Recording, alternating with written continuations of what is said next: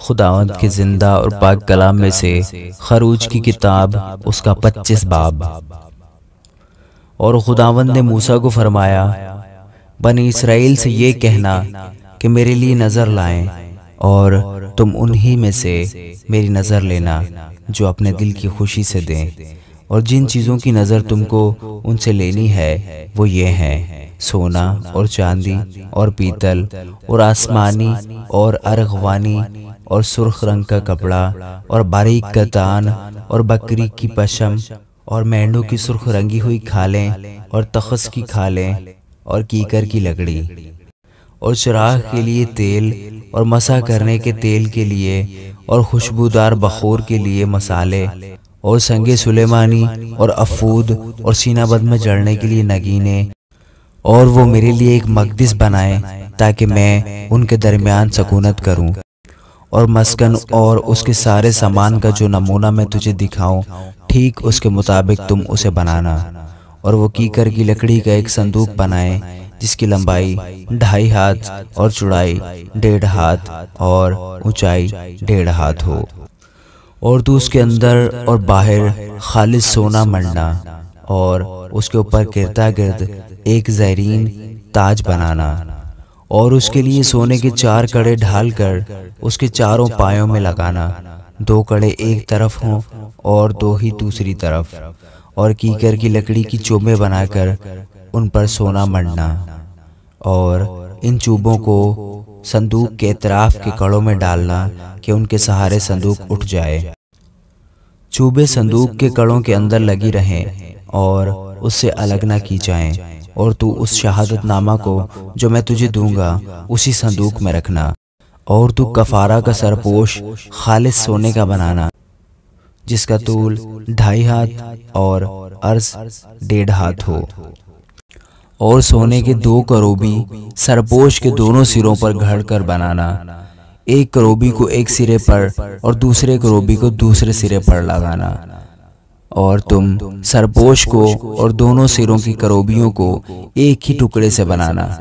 और वह करोबी इस तरह ऊपर को अपने पर फैलाए हुए हो कि सरपोश को अपने परों से ढांक ले और उनके मुंह आमने सामने सरपोश की तरफ हों।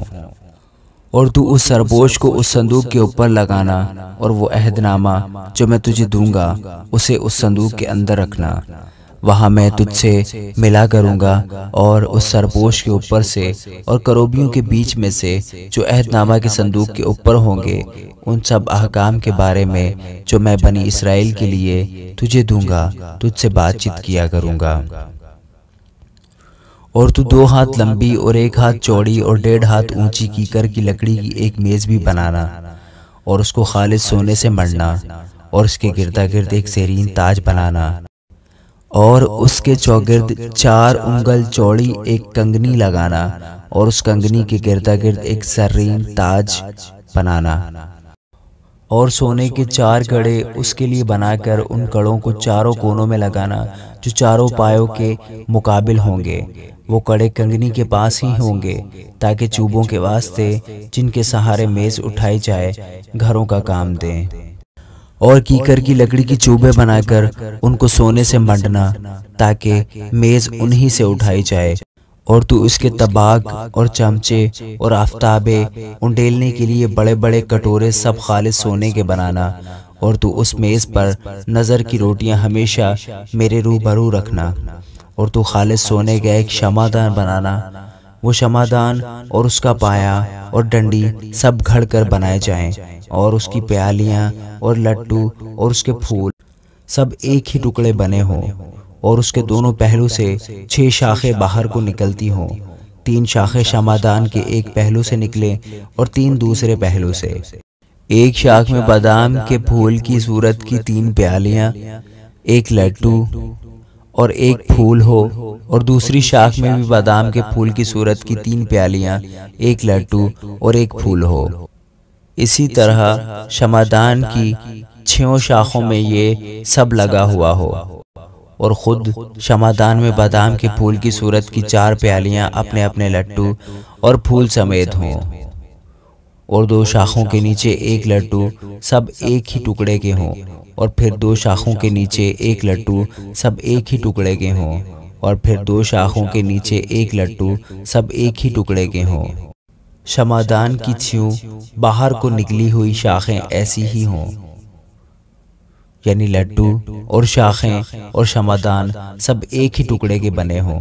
ये सब का सब खालिस सोने के एक ही टुकड़े से घड़ कर बनाया जाए, और तू उसके लिए 7 चिराग बनाना, यानी चिराग जलाए जाएं ताकि शमादान के सामने रोशनी हो, और उसकी गुलगीर और गुलदान खालिस सोने के हों। शमादान और ये सब ज़रूफ एक कंतार खालिस सोने के बने हुए हों, और देख तू इनको ठीक इनके नमूने के मुताबिक जो तुझे पहाड़ पर दिखाया गया है बनाना। आमीन।